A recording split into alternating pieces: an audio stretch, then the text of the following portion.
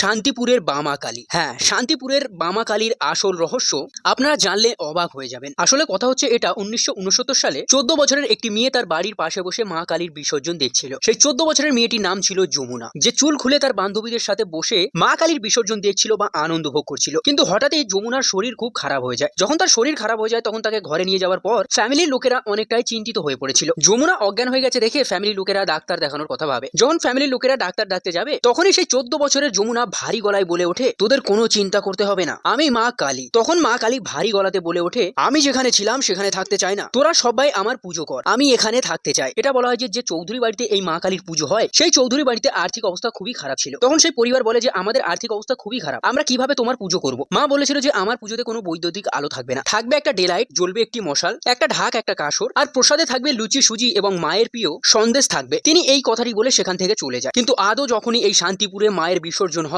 মা যেভাবে নাচে, মাকে যেভাবে নাচানো হয়, এমন মনে হয় যেন মা নিজে থেকেই নাচছে। দেখলে সত্যি কথা গা শিউরে ওঠে। শান্তিপুরের বামা কালীর পুরো কাহিনী শুনতে আপনারা লং ভিডিও লিখুন কমেন্ট বক্সে, আমি অবশ্যই আপনাদেরকে ভালো করে কাহিনী শোনানোর চেষ্টা করব। আর হ্যাঁ, কমেন্ট বক্সে জয় মা কালী লিখতে একদমই ভুলবেন না।